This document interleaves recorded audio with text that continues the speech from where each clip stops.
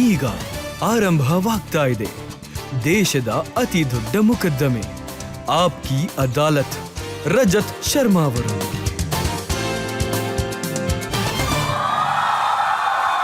ನಮಸ್ಕಾರ. ಆಪ್ಕಿ ಅದಾಲತ್ಗೆ ನಿಮ್ಮೆಲ್ಲರಿಗೂ ಸ್ವಾಗತ. ಆಪ್ಕಿ ಅದಾಲತ್ನಲ್ಲಿ ಸಿನಿಮಾ ಜಗತ್ತಿನ ಮಿನುಗೋ ತಾರಿನ ಪ್ರಸ್ತುತಪಡಿಸ್ತಾ ಇದ್ದೇವೆ.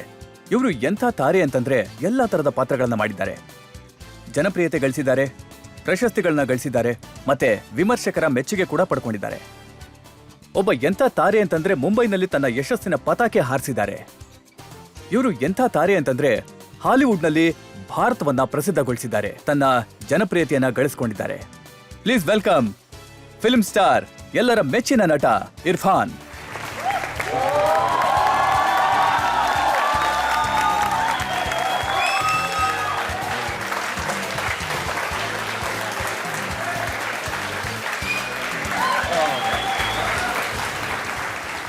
ಚಪ್ಪಾಳೆ ಹೀಗೆ ಮುಂದುವರಿತಾ ಇರಲಿ. ನಾನೀಗ ನಮ್ಮ ಇವತ್ತಿನ ಜಡ್ಜ್ ಅನ್ನ ಸ್ವಾಗತಿಸ್ತೇನೆ. ಟೈಮ್ಸ್ ಆಫ್ ಇಂಡಿಯಾದ ಮೆಟ್ರೋ ಆವೃತ್ತಿಯ ಸಂಪಾದಕರಾದ ಅಂಶುಲ್ ಚತುರ್ವೇದಿ,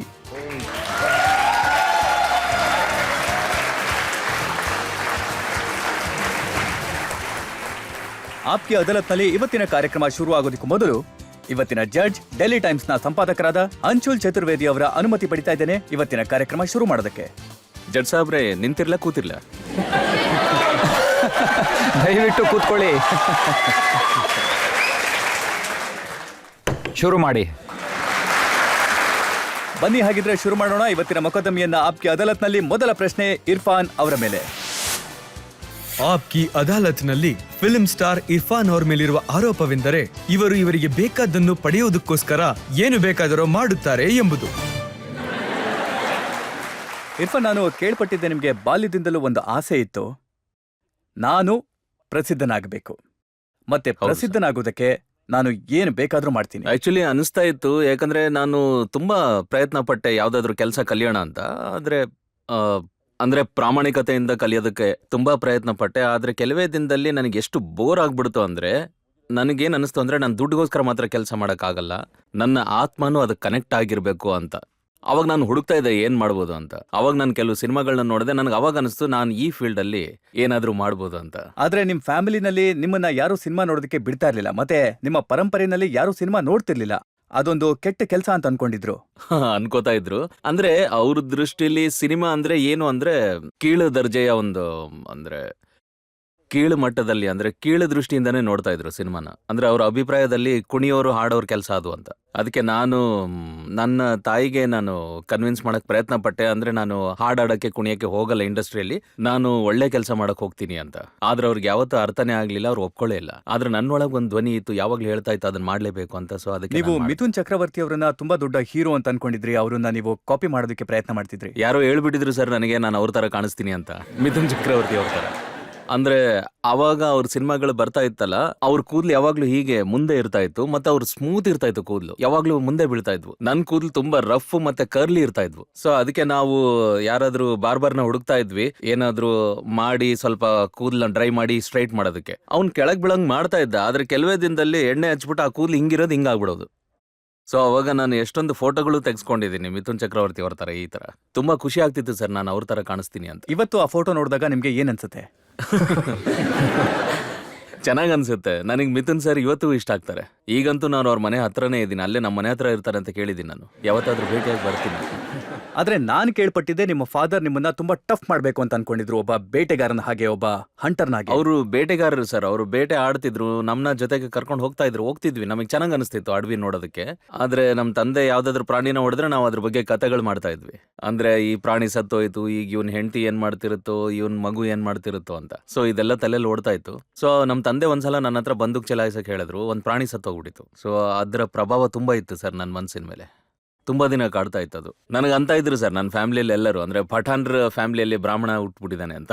ಆದ್ರೆ ಅಷ್ಟು ಕಟ್ಟುನಿಟ್ಟಾಗಿದ್ದಂತ ತಂದೆಯವ್ರಿಗೂ ಕೂಡ ಅವರ ಮಗನ ಕಣ್ಣುಗಳನ್ನ ಕಂಡ್ರೆ ಇಷ್ಟ ಆಗ್ತಾ ಇತ್ತು. ಅವ್ರು ಅಂತ ಇದ್ರು ಸರ್, ಇವೇನ್ ಕಣ್ಣುಗಳ ಸಮುದ್ರನ ಅಂತ.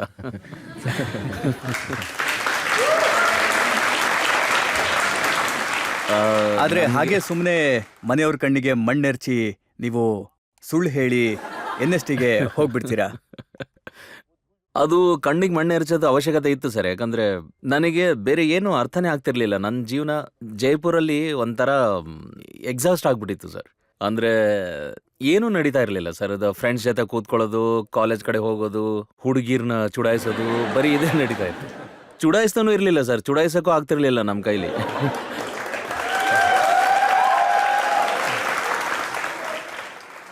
ನಾವು ಬರೀ ಮಾರ್ಕ್ ಮಾಡ್ಕೋತಾ ಇದ್ವಿ. ಅಂದ್ರೆ ಇಬ್ರು ಹುಡುಗಿರು ಹೋಗ್ತಾ ಇದ್ರೆ ಆ ಹುಡುಗಿ ನಿನ್ನವಳು, ಈ ಹುಡುಗಿ ನನ್ನವಳು. ಅದಾದ್ಮೇಲೆ ಒಂದೊಂದ್ಸಲ ಜಗಳನೂ ಆಗ್ಬಿಡ್ತಿತ್ತು ಸರ್. ಅಂದ್ರೆ ಆ ಹುಡುಗಿ ನನ್ನವಳು ಅಂತ. ಆಮೇಲೆ ಅವ್ರ ಮನೆ ತನಕ ಹೋಗ್ತಾ ಇದ್ವಿ ಹಿಂದೆ ನಾವು. ಮತ್ತೆ ಯೋಚನೆ ಮಾಡ್ತಾ ಇದ್ವಿ, ಅಂದ್ರೆ ಈ ಮೆಸೇಜ್ನ ಹೇಗೆ ತಲುಪಿಸೋದು ಅವ್ರಿಗೆ ಅಂತ. ಸೊ ಈ ಪ್ರಾಸೆಸ್ ನಡೀತಾ ಇತ್ತು 5 ತಿಂಗಳು, 6 ತಿಂಗಳು, 7 ತಿಂಗಳು. ಮತ್ತೆ ಬೈ ಚಾನ್ಸ್ ಏನಾದ್ರೂ ಹಲೋ ಹೇಳೋಂತ ಸಂದರ್ಭ ಅವಕಾಶ ಸಿಕ್ಕರೆ ಅದನ್ನು ಹೇಳಕ್ ಆಗ್ತಿರ್ಲಿಲ್ಲ. ಈಗ ಹುಡುಗಿರ್ ಬಗ್ಗೆ ಮಾತಾಡಿ ನನ್ನ ಪ್ರಶ್ನೆ ದಾರಿ ತಪ್ಪಿಸ್ತಾ ಇದ್ದೀರಾ. ಹೌದಾ ಸರ್? ನ್ಯಾಷನಲ್ ಸ್ಕೂಲ್ ಆಫ್ ಡ್ರಾಮಾದಲ್ಲಿ ಅಡ್ಮಿಷನ್ ತಗೊಳ್ಳೋದಕ್ಕೆ ನೀವು ಸುಳ್ಳು ಹೇಳಿದ್ರಿ. ಒಂದಂತೂ ನನ್ನ ತಾಯಿಗೆ ಸುಳ್ಳು ಹೇಳಿದೆ. ಅಂದ್ರೆ ನಾನು ಹೇಳಿದೆ, ನಾನು ಆಕ್ಟರ್ ಆಗೋಕೆ ಹೋಗ್ತಾ ಇಲ್ಲ ಅಲ್ಲಿಗೆ. ನಾನಿಲ್ಲಿ ಆಕ್ಟಿಂಗ್ ಕಲಿಯಕ್ ಬಂದಿದ್ದೀನಿ. ಆಕ್ಟಿಂಗ್ ಕಲ್ತು ನಾನು ಮತ್ತೆ ಜೈಪುರಿಗೆ ಬರ್ತೀನಿ, ಅಲ್ಲಿ ಬಂದು ನಾನು ಲೆಕ್ಚರರ್ ಆಗ್ತೀನಿ, ಟೀಚರ್ ಆಗ್ತೀನಿ ಅಂತ ಅವ್ರು ಕನ್ವಿನ್ಸ್ ಆಗ್ಬಿಟ್ರು. ಮತ್ತೆ NSD ಅವ್ರಿಗೆ ನಾನು ಏನ್ ಸುಳ್ಳು ಹೇಳಿದೆ ಅಂದ್ರೆ, ನಾನು 10 ನಾಟಕ ಮಾಡಿದ್ದೀನಿ, ನನಗೆ ಸಿನಿಮಾ ಏನು ಇಷ್ಟ ಇಲ್ಲ, ನಾನು ಬರೀ ನಾಟಕ ಮಾಡ್ತೀನಿ ಅಂತ, ಥಿಯೇಟರ್ ಕಲಿತೀನಿ, ಬರೀ ಥಿಯೇಟ್ರೇ ಮಾಡ್ತೀನಿ ಅಂತ. ಸೊ ಇವೆರಡು ಸುಳ್ಳುಗಳು ಸರ್. ಆದ್ರೆ ನನಗೆ ವಿಧಿ ಇರಲಿಲ್ಲ, ನಾನು ಹೇಳಲೇಬೇಕಾಗಿತ್ತು ಸರ್. ಆದ್ರೆ ನಾನ್ ಕೇಳ್ಪಟ್ಟಿದ್ದೇನು ಅಂತಂದ್ರೆ, ನೀವು ತುಂಬಾ ಸೀರಿಯಸ್ ಆಗಿ ಆಕ್ಟಿಂಗ್ ಅನ್ನ ಕಲ್ತ್ಕೊಂಡ್ರಿ. ಅದು ನನ್ನ ಧ್ಯೇಯ ಆಗುತ್ತೆ ಸರ್, ಅದೇ ನನ್ನ ಗುರಿ ಆಗಿತ್ತಲ್ವಾ, ಅದು ನಾನು ಕಲೀಲೇಬೇಕಾಗಿತ್ತು. ಅದಕ್ಕೆ ಎಲ್ಲರೂ ಏನ್ ಹೇಳ್ತಿದ್ರು ಅಂದ್ರೆ, ಇವಂದೇ ಒಂದು ಪ್ರಪಂಚ, ಇವನ್ ಯಾರ ಜೊತೆ ಬೆರೆಯಲ್ಲ, ಇವಂದೇ ಒಂದು ಲೋಕದಲ್ಲಿ ಇರ್ತಾನೆ ಅಂತ. ಇವೊಂದೊಂದು ಏರಿಯಾ ಇದೆ, ಅದರಿಂದ ಆಚೆನೆ ಬರಲ್ಲ. ಆದ್ರೆ ನನಗೊಂದು ತಪ್ಪು ತಿಳುವಳಿಕೆ ಇತ್ತು ಸರ್. ನಾನು NSDಗೆ ಹೋಗ್ತೀನಿ, ಒಂದ್ ಸ್ವಲ್ಪ ದಿನ ಕಲಿತೀನಿ, ಏನೋ ಕಲಿಸ್ತಾರೆ, ಆಮೇಲೆ ನಾನು ನೆಕ್ಸ್ಟ್ ಡೇ ಆಕ್ಟರ್ ಆಗ್ಬಿಡ್ತೀನಿ ಅಂತ. ಸೊ ಅದ್ರ ಹಿಂದೆ ಬಿದ್ದಿದ್ದೆ ನಾನು. ಅದೇನೋ ಒಂಥರ. ಆದ್ರೆ ಮುಂಬೈಗೆ ಹೋದ ತಕ್ಷಣ ನಿಮ್ಗೇನು ಕೆಲಸ ಸಿಗ್ಲಿಲ್ಲ ಇಮಿಡಿಯೇಟ್ ಆಗಿ? ಮುಂಬೈ ಕೆಲಸ ಹುಡ್ಕೊಂಡು ಹೋಗಿಲ್ಲ. ಮುಂಬೈಗೆ ನನ್ನ ಯಾರೋ ಕರೆದಾಗ ಹೋದೆ ಸರ್ ನಾನು. ನೀವು ಟಿವಿ ಸೀರಿಯಲ್ಗಳಲ್ಲಿ ಆಕ್ಟ್ ಮಾಡ್ತಿದ್ರಲ್ಲ? ಅದು ನನ್ನ ಗೋವಿಂದ್ ನೆಹಲಾನಿ ಅವರು ಆಲ್ರೆಡಿ ನನ್ನ ಕರೆದಿದ್ರು. ಅವ್ರು ನನ್ನ ಜೊತೆ 3 ಸಿನಿಮಾ ಮಾಡಿದ್ರು. ಈಗಲೂ ದೂರದರ್ಶನಲ್ಲಿ ಆಗಾಗ ಪ್ರಸಾರ ಮಾಡ್ತಿರ್ತಾರೆ ಅವುಗಳನ್ನ. ಅದಾದ್ಮೇಲೆ ನಾನು ಮುಂಬೈಯಲ್ಲಿ 3 ಸಿನಿಮಾ ಮಾಡಿದ್ಮೇಲೆ ನಾನು ಅಲ್ಲೇ ಸೆಟ್ಲ್ ಆಗ್ಬಿಟ್ಟೆ ಸರ್. ಆದ್ರೆ ನೀವು ಧಾರಾವಾಹಿಗಳಲ್ಲಿ ಹೇಗೆ ಆಕ್ಟ್ ಮಾಡಿದ್ರಿ? ಒಂದು ಚಾಣಕ್ಯ ಮಾಡ್ತೀರಿ, ಮತ್ತೊಂದು ಗ್ರೇಟ್ ಮರಾಠ ಮಾಡಿದ್ರಿ, ಜೈ ಹನುಮಾನ್ ಮಾಡಿದ್ರಿ. ಜೈ ಹನುಮಾನ್ ಮಾಡಿಲ್ಲ. ಒಂದು ಎಪಿಸೋಡ್ ಮಾಡಿದ್ದೆ, ಆಮೇಲೆ ಓಡ್ ಬಂದ್ಬಿಟ್ಟೆ ನಾನು. ಆದ್ರೆ ಅದರಲ್ಲಿ ಏನ್ ತೊಂದ್ರೆ, ಒಳ್ಳೆ ಸೀರಿಯಲ್ಗಳೇ ಅಲ್ಲ ಸರ್ ಅವು. ಚಾಣಕ್ಯ ಇಲ್ಲ. ನಾನು ಏನ್ ಸಾಬೀತು ಮಾಡೋದಕ್ಕೆ ಪ್ರಯತ್ನ ಮಾಡ್ತಿದ್ದೆ ಅಂತಂದ್ರೆ, ನೀವು ಸಕ್ಸಸ್ಗಾಗಿ ಏನು ಬೇಕಾದ್ರೂ ಮಾಡೋದಕ್ಕೆ ತಯಾರಾಗಿದ್ರಿ. ನೀವು ಸಿನಿಮಾಗಳಲ್ಲಿ ಸಣ್ಣ ಪುಟ್ಟ ಪಾತ್ರಗಳನ್ನ ಮಾಡೋದಕ್ಕೆ ಕೂಡ ತಯಾರಾಗಿದ್ರಿ. ಅದು ನಾನು ಸೀರಿಯಲ್ಗಳಲ್ಲಿ ಕೆಲಸ ಮಾಡೋವಾಗ ನನಗೇನ್ ಅನಿಸ್ತಾ ಇತ್ತು, ನಾನು ಸಿನಿಮಾದಲ್ಲಿ ಕೆಲಸ ಮಾಡಕ್ ಬಂದಿದ್ದೀನಿ, ಸೀರಿಯಲ್ಗಳಲ್ಲಿ ಮಾಡ್ತಿದ್ದೀನಲ್ಲ ಅಂತ. ಅದಕ್ಕೆ ನಾನೇನ್ ಅನ್ಕೋತಿದ್ದ, ಅಂಬರೀಷ್ ಪುರಿ ಅವ್ರ ಹಿಂದೆ ನಿಂತ್ಕೊಳ್ಳೋ ಚಾನ್ಸ್ ಸಿಕ್ಕರು ನಾನು ಧನ್ಯ ಅಂತ. ಆದ್ರೆ ನನಗೆ ಅವಕಾಶನೇ ಸಿಗ್ಲಿಲ್ಲ, ಇಂಡಸ್ಟ್ರಿ ಕೊಡ್ಲಿಲ್ಲ ಸರ್. ಇಂಡಸ್ಟ್ರಿ ನಿಮ್ಮ ಟ್ಯಾಲೆಂಟ್ ಅನ್ನ ಗುರ್ತಿಲ್ಲ ಸರ್. ಅವಾಗ ಸುಮ್ನೆ ಮಾತಾಡ್ತಿದ್ರು ಅಷ್ಟೇ, ಎಷ್ಟು ಒಳ್ಳೆ ಆಕ್ಟರ್ ಟಿವಿಯಲ್ಲಿ ಮಾಡ್ತಾನೆ ಅಂತ. ಆದ್ರೆ ಸಿನಿಮಾದಲ್ಲಿ ಕೆಲಸ ಕೊಡ್ತಿರ್ಲಿಲ್ಲ. ಯಾವಾಗೂ ಸುಭಾಷ್ ಗೈ ಸರ್ ಅಂದ್ರಂತೆ, ಇಷ್ಟು ಚೆನ್ನಾಗಿ ಮಾಡ್ತಾನೆ ಟಿವಿಯಲ್ಲಿ, ಈ ಹುಡುಗ ಯಾರು, ಈ ಹುಡುಗ ಇಷ್ಟು ಚೆನ್ನಾಗಿ ಮಾಡ್ತಾನೆ, ಜಬರ್ದಸ್ತ್ ಆಗಿ ಮಾಡ್ತಾನೆ ಅಂತ. ಅದಕ್ಕೆ ನಾನು ವೇಟ್ ಮಾಡ್ತಾ ಇದ್ದೆ ಯಾವಾಗ್ಲೂ ನನ್ನ ಮೊಬೈಲ್ಗೆ ಯಾವಾಗಾದ್ರೂ ಸುಭಾಷ್ ಗೈ ಅವ್ರ ಫೋನ್ ಬರುತ್ತೇನೋ ಅಂತ. ಅಂಡ್ ನನ್ನ ವೈಫಿಗೆ ನಾನು ತಮಾಷೆನೂ ಮಾಡ್ತಾ ಇದ್ದೆ, ನಿನಗೆ ಗೊತ್ತಾ ಹೂ ಇಸ್ ಕಾಲಿಂಗ್, ಸುಭಾಷ್ ಅವರು. ನಾನ್ ಕೇಳ್ಪಟ್ಟಿದ್ದೆ, ನಿಮ್ಮ ವೈಫ್ ಇದಾರಲ್ಲ, ಅವ್ರು ಹೇಳ್ತಾ ಇದ್ರು ನೀವು ನಿಮ್ಮ ಕೆಲಸದಲ್ಲಿ ಎಷ್ಟು ಹುಚ್ಚು ಅಂತಂದ್ರೆ, ನೀವು ಒಟ್ಟಿಗೆ ಲಿಫ್ಟ್ ಅಲ್ಲಿ ಹೋಗ್ತಿರ್ಬೇಕಾದ್ರೆ ನೀವು ಡೈಲಾಗ್ ಗಳನ್ನ ಜೋರಾಗಿ ಹೇಳ್ತಾ ಇದ್ರಂತೆ. ಮತ್ತೆ ಅವ್ರಿಗೆ ಅದು ತುಂಬಾ ಮುಜುಗರ ಆಗ್ತಿತ್ತಂತೆ. ಹೌದು ಸರ್, ಹೇಳ್ತಿದ್ಲ ಅವಳು. ಅಂದ್ರೆ ನೀನು ನಿನ್ ಡೈಲಾಗ್ ರಿಹರ್ಸಲ್ನ ಬಜಾರಲ್ಲೆಲ್ಲ ಮಾಡ್ಬೇಡ ಅಂತ. ನಾನು ಆಕ್ಚುಲಿ ಲೌಡ್ ಥಿಂಕರ್ ಸರ್. ಅಂದ್ರೆ ನನ್ನ ತಲೆಯಲ್ಲಿ ಏನಾದ್ರೂ ಬಂದ್ರೆ ಅದನ್ನ ನಾನು ಜೋರಾಗಿ ಗುಣಗ್ತೀನಿ. ಅಂದ್ರೆ ಈಗ ನೋಡಿ, ನಾವ್ ಯಾವಾಗಾದ್ರೂ ಬಸ್ಸಲ್ಲಿ ಹೋಗ್ತಿರುವಾಗ ನಾವ್ ಯಾವ್ದಾದ್ರು ಡೈಲಾಗ್ನ ಬಡಬಡಾಯಿಸಿದ್ರೆ, ಸೊ ಅಕ್ಕಪಕ್ಕದವ್ರು ನೋಡ್ತಾ ಇದ್ರು, ಅವರು ನನ್ನನ್ನು ನೋಡ್ತಾ ಇದ್ರು, ಮತ್ತೆ ಸುತ್ತಲೂ ಮುತ್ತಲು ನೋಡ್ತಾ ಇದ್ರು ಯಾರಾದ್ರೂ ಇದಾರ ಜೊತೆಗೆ ಅಂತ. ನನ್ನ ಹೆಂಡತಿ ಇರ್ತಿದ್ಲು, ಸೊ ಅವಳು ಹೇಳ್ತಾ ಇದ್ಲು, ಇದನ್ನೆಲ್ಲ ಬಿಟ್ಬಿಡು, ನೀನ್ ಮನೇಲಿ ಮಾಡ್ಕೋರಿ. ಪಾನ್ಸಿಂಗ್ ತೋಮರಲ್ಲಿ ಒಂದು ಹಾಡಿದೆ, ತೇರಿ ಅಕಿಯ ಡೋನಾಲಿ. ಈ ಹಾಡು ನಿಮ್ಗೆ ಒಪ್ಪುತ್ತೆ, ಮತ್ತೆ ಇದೆಲ್ಲ ನಿಜ ಅಂತ ಅನ್ನೋದಕ್ಕೆ ನಿಮ್ಮ ಮಾತೇ ಸಾಕ್ಷಿ.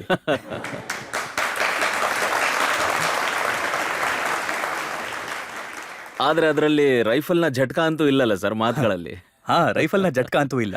ಆದ್ರೆ ಒಳ್ಳೆ ವಿಚಾರ ಏನು ಅಂದ್ರೆ, ಈ ಆರೋಪನ ನೀವು ಒಪ್ಕೊಂಡಿದ್ದೀರಾ. ಹೌದು. ನಾವೀಗ ಒಂದು ಬ್ರೇಕ್ ತಗೊಳ್ಳೋಣ. ಬ್ರೇಕ್ನ ನಂತರ ಆಪ್ಕಿ ಅದಾಲತ್ನಲ್ಲಿ ಜನತೆಯ ಪ್ರಶ್ನೆ ಮತ್ತು ಆರೋಪಗಳ ಮತ್ತೊಂದು ಸುತ್ತು. ಹಾಲಿವುಡ್ ಅಲ್ಲಿ ನೀವು ಡೈರೆಕ್ಟರ್ಗೆ ಹೇಳಿದ್ರಂತೆ, ಭಾರತದಲ್ಲಿ ಇಂಟಿಮೇಟ್ ಸೀನ್ಗಳು ಕೂಡ ಬಟ್ಟೆ ಹಾಕೊಂಡೇ ಮಾಡ್ತಾರೆ ಅಂತ. ಆಕ್ಚುಲಿ ನನಗೆ ನಾಚಿಕೆ ಆಗ್ತಾ ಇತ್ತು ಸರ್. ನಾನು ನನ್ನ ಮೈ ತೋರಿಸ್ಬೇಕು ಅಂತ ಇರಲಿಲ್ಲ ನನಗೆ, ಅದಕ್ಕೆ ಇವೆಲ್ಲ.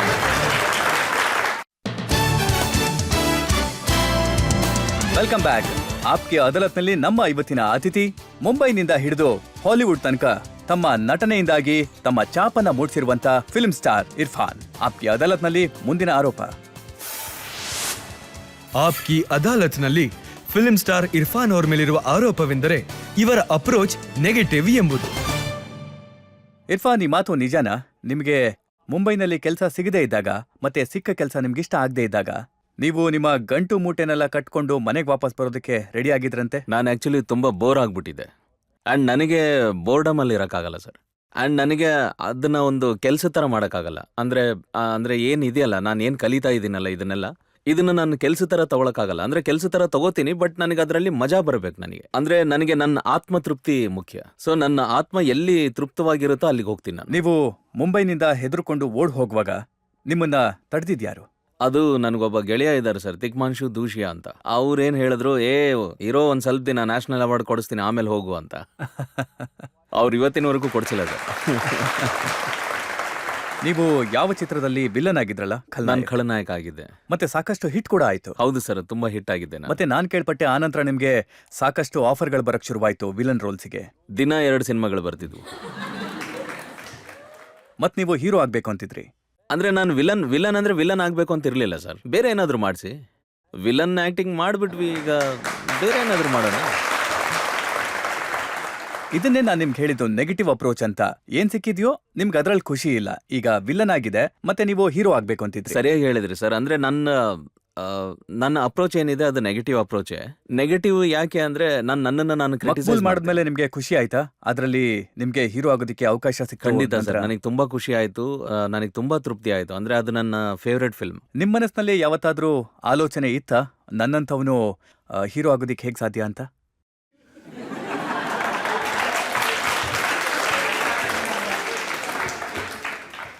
ಅಂದ್ರೆ ಇದು ತುಂಬಾ ಮುಂದಿನ ವಿಚಾರ ಸರ್. ಅಂದ್ರೆ ನಾನು ಕಾಂಟೆಂಪ್ಲೇಟ್ ಮಾಡ್ತಿದ್ದೆ, ನಾನು ಆಕ್ಟರ್ ಆಗ್ಬೋದಾ ಇಲ್ವಾ ಅಂತ. ಅಂದ್ರೆ ನಾನು ಚೆಕ್ ಮಾಡ್ಕೋತಾ ಇದ್ದೆ, ನನ್ನ ಮುಖದ ತರ ಯಾರಾದ್ರೂ ಆಕ್ಟರ್ ಇದಾರಾ, ನನ್ನಂಗಿರೋರು ಯಾರಾದ್ರೂ ಆಕ್ಟರ್ ಆಗಿದಾರಾ ಅಂತ. ಆಮೇಲೆ ನಾನು ಆಕ್ಟರ್ ಆದ್ಮೇಲೆ ನನಗೆ ಅನ್ಸೋಕ್ ಶುರು ಆಯ್ತು, ಹೆಂಗಿದ್ರು ಆಕ್ಟರ್ ಆಗ್ಬೋದು ಅಂತ. ಸೊ ಜಾಸ್ತಿ ಯಾರು ಸೂಪರ್ ಸ್ಟಾರ್ಸ್ ಇದಾರಲ್ಲ, ನೀವು ಕನ್ವೆನ್ಷನಲ್ ಆಗಿ ನೋಡಿದ್ರೆ ಅವ್ರಿಗೆ ಒಳ್ಳೆ ಲುಕ್ ಇದೆ ಅಂತ ಯಾರು ಹೇಳಲ್ಲ. ಅಂದ್ರೆ ರಾಜೇಶ್ ಖನ್ನಾ ಅವ್ರನ್ನ ತಗೊಳ್ಳಿ, ನೀವು ಅಮಿತಾಬ್ ಬಚ್ಚನ್ ಅವ್ರನ್ನ ತಗೊಳ್ಳಿ, ದಿಲೀಪ್ ಕುಮಾರ್ ಅವ್ರನ್ನ ತಗೊಳ್ಳಿ. ನಾನು ಕಂಪೇರ್ ಮಾಡ್ಕೋತಿಲ್ಲ ಅವ್ರಿಗೆ, ಆದ್ರೆ ನಾನೊಂದು ಪಾಸಿಬಿಲಿಟಿ ಹೇಳ್ತಾ ಇದ್ದೀನಿ. ಅಂದ್ರೆ ಒಬ್ಬ ವ್ಯಕ್ತಿಯ ಒಳ ವ್ಯಕ್ತಿತ್ವ ತುಂಬಾ ಕನೆಕ್ಟ್ ಆಗುತ್ತೆ ಜನರಿಗೆ, ಮುಖ ಅಲ್ಲ ಅಂತ. ಇದು ಅನ್ಕನ್ವೆನ್ಷನಲ್. ಹೌದು. ಆದ್ರೆ ನಿಮ್ಮನ್ನ ತುಂಬಾ ದೊಡ್ಡ ಸ್ಟಾರ್ ಮಾಡಿದ್ದು ಪಾನ್ ಸಿಂಗ್ ತೋಮರ್. ಹೌದು ಸರ್, ಪಾನ್ ಸಿಂಗ್ ತೋಮರ್ ಅವರ ಆತ್ಮ ಅಲ್ಲಿವರೆಗೂ ಅಲ್ದಾಡ್ತಾ ಇತ್ತು. ಯಾಕಂದ್ರೆ ಅವ್ರ ಜೊತೆ ದೇಶದ ಸಿಸ್ಟಮ್ ನ್ಯಾಯ ಮಾಡಿಲ್ಲ. ಅದಕ್ಕೆ ಅವರಿಗೆ ನಮ್ಮ ಕಥೆಯ ಮುಖಾಂತರ ಜನರಿಗೆ ರೀಚ್ ಆಗ್ಬೇಕಾಗಿತ್ತು. ಆಮೇಲೆ ನೀವು ಹೇಳ್ತಾ ಇದ್ರಿ, ಗುರು ನನಗೆ ಪ್ರಪಂಚದಲ್ಲಿ ಬದುಕಕ್ ಬರಲ್ಲ, ನನಗೆ PR ಮಾಡಕ್ ಬರಲ್ಲ, ಏನಾದ್ರೂ ಒಂದು ಕೊರತೆ ಹುಡುಕ್ತಾನೆ ಇರ್ತಿದ್ರಿ. ಅದು ನಿಜಾನೇ ಸರ್. ಅಂದ್ರೆ ನನ್ನಲ್ಲಿ ಕೊರತೆಗಳನ್ನ ನಾನು ಹುಡುಕ್ತಾ ಇರ್ತೀನಿ. ಆದ್ರೆ ಪಾನ್ ಸಿಂಗ್ ತೋಮರ್ ಸಕ್ಸಸ್ ಇಂದ ನನಗೆ ತುಂಬಾ ಖುಷಿ ಆಯ್ತು. ಮತ್ತೆ ಅದಾದ್ಮೇಲೆ ನನ್ನ ಮೇಲೆ ನನಗೇನು ಕಂಪ್ಲೇಂಟ್ ಇಲ್ಲ. ಪಾನ್ ಸಿಂಗ್ ತೋಮರ್ ಇಂದ ನನಗೆ ಒಂದೇ ಒಂದು ಕಂಪ್ಲೇಂಟ್ ಏನು ಅಂದ್ರೆ ನಾವು ಅವರ ಪರಿವಾರಕ್ಕೆ ಅವರಿಗೆ ಸಿಗ್ಬೇಕಾಗಿರೋ ಡ್ಯೂನ ಕೊಟ್ಟಿದ್ವಾ ಇಲ್ಲ ಅಂತ. ಅದು ಬಿಟ್ರೆ ನನಗೆ ಬೇರೆ ಏನು ಕಂಪ್ಲೇಂಟ್ ಇಲ್ಲ ಸರ್ ನನ್ನ ಮೇಲೆ, ಯಾವ್ದ್ರ ಮೇಲೂ. ನೀವು ಯಾವತ್ತಾದ್ರೂ ಕಂಪ್ಲೇಂಟ್ ಮಾಡ್ತಾ ಇದ್ರಾ, ತುಂಬಾ ಚೆನ್ನಾಗಿ ಇಂಗ್ಲಿಷ್ ಮಾತಾಡಕ್ ಬರಲ್ಲ ಅಂದ್ರೆ ಬರಲ್ಲ, ಅದರಲ್ಲಿ ಏನು ಹೊಸ ವಿಷಯ? ನನಗೆ ಅಂದ್ರೆ ನಾನು ಇನ್ನೂ ಅಷ್ಟೊಂದು ಪಾಪ್ಯುಲರ್ ಆಗಿಲ್ಲದ ದಿನಗಳಲ್ಲಿ, ನಾನು ಮುಂಬೈಯಲ್ಲಿ ಸ್ಟ್ರಗಲ್ ಮಾಡ್ತಿದ್ದ ದಿನಗಳಲ್ಲಿ ನನ್ನ ಜೊತೆ ಇದ್ದವ್ರು ಹೇಳ್ತಾ ಇದ್ರು, if you want to break in you should try to learn English, you should look like English class, you should look like elite. And ಈ ವಿಷಯ ನನಗೆ ತುಂಬಾ ಸಮಸ್ಯೆ ಆಗ್ಬಿಡ್ತಿತ್ತು. ಅಂದ್ರೆ ನನ್ನ ನಂಬಿಕೆ ಏನು ಅಂದ್ರೆ, ಲ್ಯಾಂಗ್ವೇಜ್ ನಿಮ್ನ ಎಲಿಟ್ ಮಾಡಲ್ಲ, ಲ್ಯಾಂಗ್ವೇಜ್ ನಿಮ್ನ ನೆಕ್ಸ್ಟ್ ಲೆವೆಲ್ ವ್ಯಕ್ತಿ ಮಾಡಲ್ಲ. ಲ್ಯಾಂಗ್ವೇಜ್ ಯಾರು ಬೇಕಾದ್ರೂ ಮಾತಾಡ್ಬೋದು, ನಿಮ್ ಒಳಗಡೆ ಏನಿದೆ ಅದು ಜಾಸ್ತಿ ಮ್ಯಾಟರ್ ಆಗುತ್ತೆ ಅಂತ. ಆದ್ರೆ ಇರ್ಫಾನ್, ಯಾವ ನಟನಿಗೆ ಇಂಗ್ಲಿಷ್ ಚೆನ್ನಾಗಿ ಬರೋದಿಲ್ವೋ, ಯಾವ ನಟ ಅವನ ಮುಖ ನಿಮ್ಮ ಹಾಗೆ ಇದೆಯೋ, ಅವರು ಹಾಲಿವುಡ್ಗೆ ಹೊರಟೋಗ್ತಾರೆ. ಆಕ್ಚುಲಿ ಮುಖದ ಮೇಲೇನೆ ಆಶ್ಚರ್ಯ ನನಗೆ. ಹಾಲಿವುಡ್ ಅವ್ರಿಗೆ ನನ್ನ ಮುಖನೇ ಇಷ್ಟ ಆಗ್ತಿದೆ. ಮತ್ತು ಅವರು ನನಗೆ ಬೇರೆ ಬೇರೆ ಪುಸ್ತಕಗಳನ್ನ ಕೊಡ್ತಾ ಇರ್ತಾರೆ, ನನ್ನ ಮುಖ ಇಷ್ಟ ಅವ್ರಿಗೆ. ನೋಡಿ, ಆದ್ರೆ ಹಾಲಿವುಡ್ನ ಡೈರೆಕ್ಟರ್ಸ್ ಇಂಗ್ಲಿಷ್ನಲ್ಲೇ ಮಾತಾಡೋದಕ್ಕೆ ಕೇಳಿದಾಗ, ನಾನು ಕೇಳ್ಪಟ್ಟೆ ಈಗಷ್ಟೇ ಒಂದು ಸಿನಿಮಾ ರಿಲೀಸ್ ಆಯ್ತಲ್ಲ, ಲೈಫ್ ಆಫ್ ಪೈ, ಇದರಲ್ಲಿ ನಿಮ್ಗೆ ಬೇರೆ ರೀತಿನಲ್ಲೇ ಇಂಗ್ಲಿಷ್ ಮಾತಾಡೋದಕ್ಕೆ ಹೇಳಿದ್ರಂತೆ. ಹೌದು, ಇಂಗ್ಲಿಷ್ ನೋಡಿ ಅದು ಒಂದ್ ರೀತಿ ಹೇಳೋದಿರುತ್ತೆ, ಆದ್ರೆ ಎಲ್ಲಿವರೆಗೂ ರೋಲ್ ವಿಷಯ ಬರುತ್ತಲ್ಲ, ನಾನು ಅದನ್ನ ಯಾವತ್ತೂ ಗ್ರಿಪ್ ಬಿಡಲ್ಲ. ಅಂದ್ರೆ ಅಲ್ಲಿ ನೇಮ್ ಮೇಲೆ ಹೋದ್ರೆ ನಾನು ಬೆಂಗಾಲಿ ಆಕ್ಸೆಂಟ್ ನಲ್ಲಿ ಇಂಗ್ಲಿಷ್ ಮಾತಾಡೋದಿತ್ತು, ನಾನು ಅದಕ್ಕೆ ಪೂರ್ತಿ ಪ್ರಿಪರೇಷನ್ ಮಾಡ್ಕೊಂಡೆ. ಇನ್ನೊಂದ್ರಲ್ಲಿ ಉದಾಹರಣೆಗಳನ್ನ ಕೊಡಿ, ಬಂಗಾಳಿ ಶೈಲಿನಲ್ಲಿ ಇಂಗ್ಲಿಷ್ ಇಂಗ್ಲಿಷನ್ನ ಮಾತಾಡೋದು ಹೇಗೆ ಅಂತ. ನನಗೆ ಸಡನ್ ಆಗಿ ಹೀಗೆ ಕೇಳಿದ್ರೆ ನೆನಪಾಗ್ತಿಲ್ಲ, ಆದ್ರೆ ನಾನು ಬಂಗಾಲಿ ಸ್ಟೈಲಲ್ಲಿ ಅವಾಗ ಹೇಳ್ತಿದ್ದೆ. ಐ ಈಗ ಸಡನ್ ಆಗಿ ಕೇಳಿದ್ರೆ ನಂಗೆ ನೆನಪಾಗಲ್ಲ. ಬಟ್ ಈ ಲೈಫ್ ಆಫ್ ಪೈನಲ್ಲಿ ಅವ್ರು ಹೇಳಿದ್ರು Canadian French Indian asset. So ಆ ಅಸೆಂಟ್ ನಾನು ಎಲ್ಲಿಂದ ತರಲಿ, ಕೆನಡಿಯನ್ ಫ್ರೆಂಚ್ ಇಂಡಿಯನ್?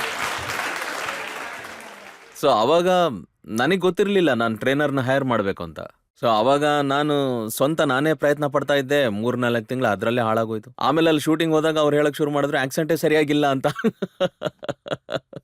ಆಮೇಲೆ ಹೇಳಿದ್ರು ಖಾಲೀಸ್ ಇಂಗ್ಲಿಷಲ್ಲಿ ಮಾತಾಡಿ ನೀವು ಅಂತ. ಸೊ ಆಮೇಲೆ ಚೇಂಜ್ ಮಾಡಬೇಕಾಯ್ತು. ಮತ್ತೆ ದಿ ಅಮೇಜಿಂಗ್ ಸ್ಪೈಡರ್ ಮ್ಯಾನ್ ಅಲ್ಲಿ ಅದರಲ್ಲೂ ಅಮೆರಿಕನ್ ಆಸೆಂಟ್ ಇದೆ. ಅಂದರೆ ಅದರಲ್ಲಿ ಆಕ್ಸೆಂಟ್ ಏನು ಬೇಕಾಗಿರಲಿಲ್ಲ. ಸೊ ಅಮೆರಿಕನ್ ಆಸೆಂಟೇ ಇತ್ತು ಅದರಲ್ಲಿ. ಇದನ್ನೇ ನಮ್ಮ ಎಲ್ಲ ಜನರು ತಿಳ್ಕೊಳ್ಳೋದಕ್ಕೆ ಇಷ್ಟಪಡ್ತಾ ಇದ್ದಾರೆ. ಒಂದ್ ವೇಳೆ ಇಂಗ್ಲಿಷ್ ಬರ್ದೇ ಇದ್ರೂ ಕೂಡ ಹೇಗೆ ಅಮೆರಿಕನ್ ಆಕ್ಸೆಂಟ್ ನಲ್ಲಿ ಮಾತಾಡ್ಬೋದು? ಅದು ಈ ದಿನಗಳಲ್ಲಿ ಎಲ್ಲರೂ ಕಲಿಸ್ತಾರೆ. ಎಲ್ಲ ಅದು ಇತ್ತೀಚೆಗೆ ನಡೆಯುತ್ತಲ್ಲ ಸರ್, ರಾತ್ರಿ ಅದು ಸರ್ವಿಸ್ ಕಾಲ್ ಸೆಂಟರ್. ಸೆಂಟರ್ಸ್.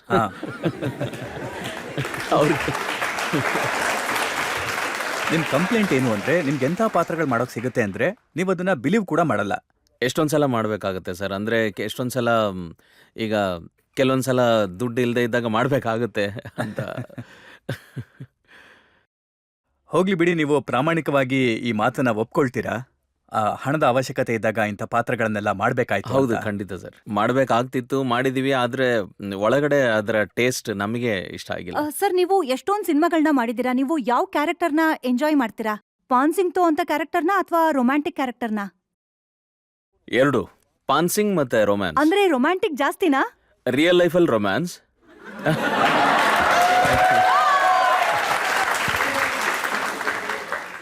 ಮತ್ ಸಿನಿಮಾದಲ್ಲಿ ಪಾನ್ ಸಿಂಗ್. ಅಂದ್ರೆ ರೊಮ್ಯಾಂಟಿಕ್ ಜಾಸ್ತಿನಾ? ಹೌದು.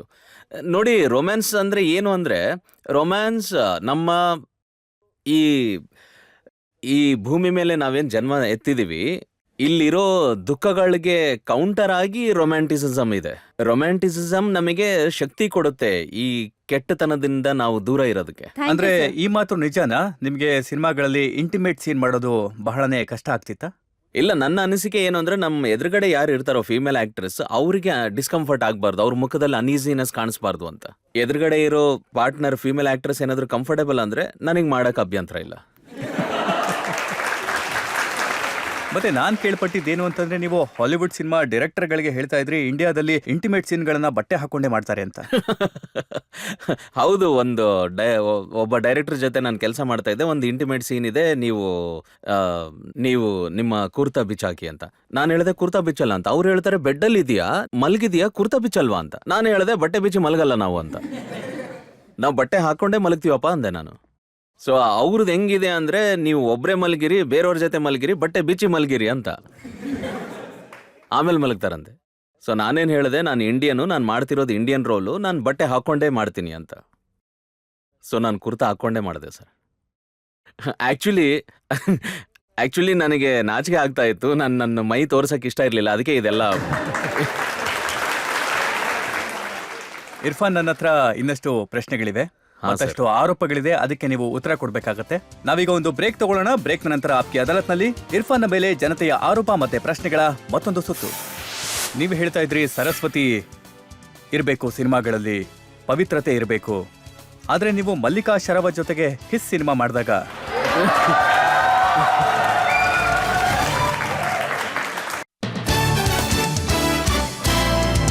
Welcome back. ಆಪ್ಕಿ ಅದಾಲತ್ನಲ್ಲಿ ಇವತ್ತಿನ ನಮ್ಮ ಅತಿಥಿ ಸಿನಿಮಾ ಚಿತ್ರನಟ ಇರ್ಫಾನ್. ಆಪ್ಕಿ ಅದಾಲತ್ನಲ್ಲಿ ಇರ್ಫಾನ್ನ ಮೇಲೆ ಜನತೆಯ ಕಡೆಯಿಂದ ಮುಂದಿನ ಪ್ರಶ್ನೆ. ಆಪ್ಕಿ ಅದಾಲತ್ನಲ್ಲಿ ಫಿಲ್ಮ್ ಸ್ಟಾರ್ ಇರ್ಫಾನ್ ಅವರ ಮೇಲಿರುವ ಆರೋಪವೆಂದರೆ, ಇವರು ಫಿಲ್ಮಿ ದುನಿಯಾದ ಪರಂಪರೆಗಳನ್ನು ಮುರಿಯಬೇಕು ಎಂದಿದ್ದಾರೆ ಎಂಬುದು. ಇರ್ಫಾನ್, ನೀವು ಹೇಳ್ತಾ ಇದ್ರಿ ಕೆಲವೊಂದ್ಸಲ ದುಡ್ಡಿಗೋಸ್ಕರ ಕೆಲಸ ಮಾಡಬೇಕಾಗತ್ತೆ, ಮತ್ತೆ ದುಡ್ಡಿಗೋಸ್ಕರ ಕೆಲಸ ಮಾಡಿದಾಗ ಮನಸ್ಸಿಗೆ ದುಃಖ ಆಗುತ್ತೆ, ಪೇನ್ಫುಲ್ ಆಗುತ್ತೆ. ಆದ್ರೆ ನಮ್ಮ ಸಿನಿಮಾ ಪರಂಪರೆ ಹೇಗಿದೆ ಅಂತಂದ್ರೆ, ಪ್ರತಿಯೊಬ್ಬ ದೊಡ್ಡ ನಟ ಕೂಡ ಹಣಕ್ಕೋಸ್ಕರನೇ ಕೆಲಸ ಮಾಡ್ತಾರೆ. ನಾನ್ ನಂಬಲ್ಲ ಸರ್, ಪ್ರತಿ ಸೂಪರ್ ಸ್ಟಾರು ದುಡ್ಡುಗೋಸ್ಕರನೇ ಕೆಲಸ. ನಾನ್ ಕೇಳ್ಪಟ್ಟಿದ್ದೇನಂದ್ರೆ 100 ಕೋಟಿ ತಗೊಂಡಿಲ್ಲ ಅಂದ್ರೆ ಅವ್ನು ದೊಡ್ಡ ನಟನೇ ಅಲ್ಲ. ಅದೊಂದು ವಿಚಿತ್ರವಾದ ಶಾಪ ಹಾಕ್ಬಿಟ್ಟಿದ್ದಾರೆ ಸರ್ ಸಿನಿಮಾ ಇಂಡಸ್ಟ್ರಿ ಮೇಲೆ. ಪರಂಪರೆ ಮುರಿಯೋದು ನನ್ನ ಜನ್ಮಸಿದ್ಧ ಅಧಿಕಾರ ಅನ್ಕೋತೀನಿ. ಇದು ನನಗೆ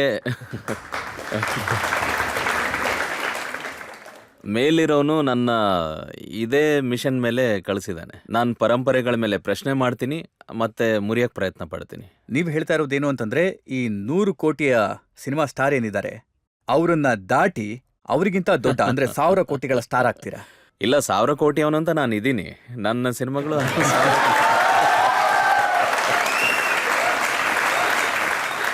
ನಾನು ಹೇಳೋದು ಒಂದೇ ಸರ್, ಅಂದ್ರೆ ಇದು ನೋಡಿ, ಸಿನಿಮಾ ಒಂದು ವಿಚಿತ್ರ ಮಿಶ್ರಣ.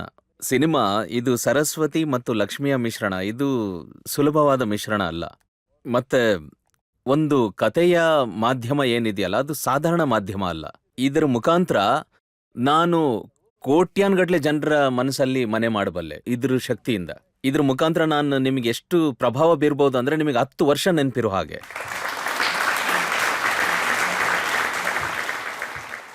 ನೀವು ಹೇಳ್ತಾ ಇದ್ರಿ ಸರಸ್ವತಿ ಇರಬೇಕು ಸಿನಿಮಾಗಳಲ್ಲಿ, ಪವಿತ್ರತೆ ಇರಬೇಕು.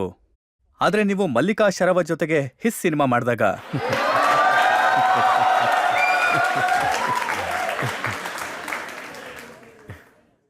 ಪವಿತ್ರತೆ ಇತ್ತಾ? ಅವರಲ್ಲಿ ಲಕ್ಷ್ಮಿ ಕಾಣ್ತಾ ಇದ್ಲು ನನಗೆ.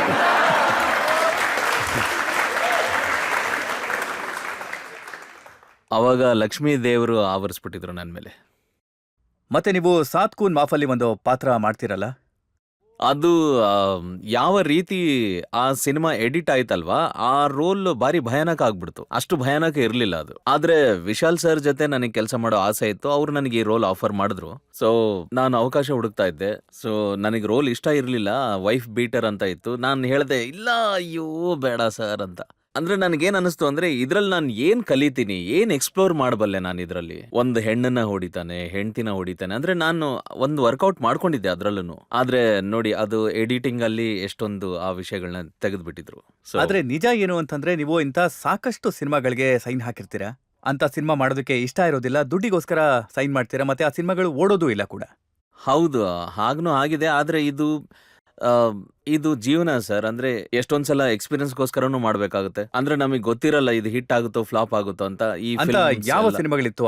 ಅಂತ ಸಿನಿಮಾಗಳನ್ನ ನಾನು ಖಂಡಿತವಾಗ್ಲೂ ಮಾಡ್ಲೇಬಾರ್ದು ಅನ್ಸಿತ್ತು. ತುಂಬಾ ಇದಾವೆ ಸರ್ ಆ ತರ. ಆದ್ರೆ ಹೆಸರು ತಗೊಳ್ಳೋದು ಚೆನ್ನಾಗಿರಲ್ಲ, ಯಾಕಂದ್ರೆ ಆ ಸಿನಿಮಾಗಳ ನಿರ್ದೇಶಕರು ಏನಿದ್ದಾರೆ ತುಂಬಾ ಕಷ್ಟಪಟ್ಟೆ ಮಾಡಿರ್ತಾರೆ. ಸೊ ಅವ್ರ ಹೆಸರು ಯಾಕೆ ಹಾಳು ಮಾಡೋದಿಲ್ಲಿ? ಎಷ್ಟೊಂದು ಸಿನಿಮಾಗಳು ಯಾವ ತರ ಇದೆ ಅಂದ್ರೆ, ನಾನು ಮೊದಲನೇ ದಿನ ಸೆಟ್ಟಿಗೆ ಹೋದಾಗನೇ ಹೆಂಗ್ ಅನಿಸ್ತಿತ್ತು ಅಂದ್ರೆ ತಪ್ಪು ಮಾಡ್ಬಿಟ್ಟೆ ಅಂತ. ಸೊ ಆದ್ರೆ ನೀವು ಅದಕ್ಕೆ ದುಡ್ಡು ತಗೊಂಡಿರ್ತೀರಿ, ಒಪ್ಕೊಂಡಿರ್ತೀರಿ ಪಾತ್ರಕ್ಕೆ, ಮತ್ತೆ ಜನ ನಿಮ್ ಬಗ್ಗೆ ಏನೇನೋ ಮಾತಾಡ್ತಾ ಇರ್ತಾರೆ. ಸೊ ಅದಕ್ಕೆ ನಾವು ಅದನ್ನ ನಿಭಾಯಿಸಬೇಕಾಗತ್ತೆ. ಪ್ರೊಫೆಷನಲ್ ಕಮಿಟ್ಮೆಂಟ್ ಇರುತ್ತೆ, ಅದನ್ನ ನಿಭಾಯಿಸಲೇಬೇಕಾಗತ್ತೆ. ಅಂದ್ರೆ ಒಂದು ಮದ್ವೆ ಆದಂಗೆ, ನಿಮಗೆ ಇಷ್ಟ ಇರ್ಲಿ ಬಿಡ್ಲಿ, ನೀವು ಪ್ರಯಾಣ ಮಾಡ್ಲೇಬೇಕಲ್ವಾ. So ನಿಭಾಯಿಸ್ಲೇಬೇಕು sir.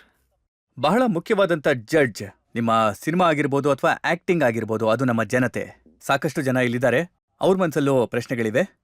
ನಿಮ್ಮಲ್ಲಿ ಯಾರು ಪ್ರಶ್ನೆ ಕೇಳಬೇಕು ಅಂತ ಇದ್ದೀರಾ? ಅಲ್ಲಿ ಕೊಡಿ, ಸೆಕೆಂಡ್ ರೋ. ಯಾವ್ದಾದ್ರು ರೂಲ್ ಇದೆಯಾ ನೀವು ಅದನ್ನ ಮತ್ತೆ ಮಾಡದಿರೋಂಥದ್ದು? ಅದು ಜೈ ಹನುಮಾನ್ ಸೀರಿಯಲ್ ಅಲ್ಲಿ ಮಾಡಿದ್ದು. Thank you sir, thank you sir. ನಿಮ್ಮ ಮೂವಿ ಇತ್ತು, ಥ್ಯಾಂಕ್ ಯು. ಅದರಲ್ಲಿ ನಿಮ್ದೊಂದು ಡೈಲಾಗ್ ಇತ್ತು, ನೀವೇ ಹೇಳಿದ್ರಿ, ನಿಮಗೆ ನೆನಪಿರ್ಬೋದು ಅದು. ಹುಡುಗಿರ್ನ ನನ್ನಷ್ಟು ಅರ್ಥ ಮಾಡ್ಕೊಂಡವ್ರು ಯಾರಿಲ್ಲ ಅಂತ. ಸರಿಯಾದ ಮಾತು. ಅದಕ್ಕೆ ಸರ್, ಅದು ನನಗೆ ಏನಾದರೂ ಸ್ವಲ್ಪ ಹೇಳ್ಕೊಡ್ತೀರಾ ಟಿಪ್ಸ್ನ? ನಾನು ಟಿಪ್ಸ್ ಕೊಡ್ತೀನಿ ನಿಮಗೆ. ನೋಡಿ, ನಾವೇನಿದೀವಲ್ಲ, ನಾವು ಒಬ್ಬ ವ್ಯಕ್ತಿಯಲ್ಲಿ ಒಬ್ಬ ಗಂಡಸಲ್ಲಿ ಗಂಡಸು ಇರ್ತಾನೆ, ಹೆಂಗಸು ಇರ್ತಾಳೆ. ಖಂಡಿತ ಖಂಡಿತ. ಮತ್ತೆ ಒಬ್ಬ ಹೆಂಗಸಲ್ಲಿ ಹೆಂಗಸು ಇರ್ತಾಳೆ, ಗಂಡಸು ಇರ್ತಾನೆ. ನಿನ್ನೊಳಗಿನ ಹೆಂಗಸನ ಅರ್ಥ ಮಾಡ್ಕೋ.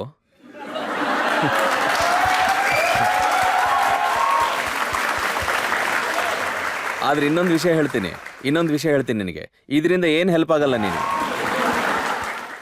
ಸರ್, ನಿಮ್ಮ ಕೆರಿಯರ್ನ ಜರ್ನಿ ಇದೆಯಲ್ಲ, ಅದು ಮುಂಬೈಯಿಂದ ಹಾಲಿವುಡ್ ತನಕ ಇಂಟರ್ನ್ಯಾಷನಲ್ ಜರ್ನಿ ಆಗಿದೆ. ನೀವು ಹಾಲಿವುಡ್ನಲ್ಲಿ ಸೆಟ್ಲ್ ಆಗೋದಕ್ಕೆ ಯೋಚನೆನೇ ಮಾಡಿಲ್ಲ? ನನಗೆ ಎಷ್ಟೊಂದ್ಸಲ ಅನ್ಸುತ್ತೆ ಎಷ್ಟು ಅವಕಾಶ ಬರುತ್ತೆ ಅಲ್ಲೇ ಸೆಟ್ಲ್ ಆಗೋಣ ಅಂತ. ಆದ್ರೆ ಈಗ ಈ ಸ್ಟೇಜ್ ಅಲ್ಲಿ, ಅಂದ್ರೆ ನಾನು ಇನ್ನು ಯಂಗ್ ಇರುವಾಗ, ಅಂದ್ರೆ ನಿಮ್ಮ ಏಜ್ ಅಲ್ಲಿ ಏನಾದ್ರೂ ಈ ತರ ಅವಕಾಶ ಸಿಕ್ಕಿದ್ರೆ, ಅವಾಗ ಏನಾದ್ರೂ ಚಾನ್ಸ್ ಸಿಕ್ಕಿದ್ರೆ, ನಾನು ಅವಾಗ ನಮ್ಮ ದೇಶ ಬಿಟ್ಟು ಅಲ್ಲಿ ಸೆಟ್ಲ್ ಆಗಿರ್ತಿದ್ನೇನೋ. ಆದ್ರೆ ನಾನು ನೋಡಿದೀನಿ ತುಂಬಾ, ಕೆನಡಾಗ್ ಹೋದಾಗ, ಅಮೆರಿಕಾಗ್ ಹೋದಾಗ, ಅಲ್ಲಿ 40 ವಯಸ್ಸಿನ ಮೇಲಿನ ಗಂಡಸು ಕೆಲಸ ಮಾಡೋನು ತುಂಬಾ ಸಪ್ಪಗಿರ್ತಾನೆ. ಯಂಗ್ ಜನರೇಷನ್ ಹುಡುಗರು ಏನಿರ್ತಾರೆ ಅವ್ರಿಗೆಲ್ಲ ತುಂಬಾ ಖುಷಿ ಇರುತ್ತೆ, ತುಂಬಾ ಉತ್ಸಾಹದಿಂದ ಇರ್ತಾರೆ.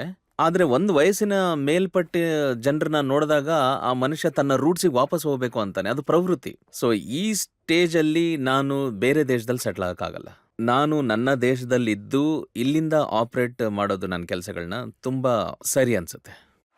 ಇರ್ಫಾನ್, ನೀವು ಇಲ್ಲಿನ ಚಿತ್ರರಂಗದಲ್ಲಿ ಉಳ್ಕೊಳ್ಳೋದಕ್ಕೆ ಇಷ್ಟಪಡ್ತೀರಿ, ಕೆಲಸ ಮಾಡೋದಕ್ಕೆ ಇಷ್ಟಪಡ್ತೀರಿ, ಮತ್ತೆ ಇಲ್ಲಿನ ಪರಂಪರೆಯನ್ನ ಮುರಿಯೋದಕ್ಕೂ ಇಷ್ಟಪಡ್ತೀರಿ. ಈಗ ಇಲ್ಲೊಂದು ಪರಂಪರೆ ಇದೆ, ಸಿನಿಮಾ ಸ್ಟಾರ್ಗಳ ಬಗ್ಗೆ ಗಾಸಿಪ್ ತುಂಬಾ ಪ್ರಿಂಟ್ ಆಗುತ್ತೆ. ಮತ್ತೆ ನಿಮ್ಮ ಲೈಫ್ ಎಷ್ಟು ಬೋರಿಂಗ್ ಆಗಿದೆ ಅಂತಂದ್ರೆ ಹುಡುಕಿದ್ರು ಕೂಡ ಗಾಸಿಪ್ ಸಿಗ್ತಿಲ್ಲ. ಅಂದ್ರೆ ನಾನೊಬ್ಬ ಒಳ್ಳೆ ಆಪರೇಟರ್ ಅಂತ. ಒಂದೆರಡು ವಿಚಾರ ನನಗೆ ಸಿಕ್ಕಿದೆ. ಹಾ. ಅದೇನು ಅಂತಂದ್ರೆ, ಒಂದ್ ಕಡೆ ಹೇಳ್ತಾರೆ ಮಮತಾ ಪಟೇಲ್ ಅವರು ಇರ್ಫಾನ್ ಮೇಲೆ ಕಾಸ್ಟಿಂಗ್ ಕೌಚಿನ ಆರೋಪ ಮಾಡಿದ್ದಾರೆ ಅಂತ.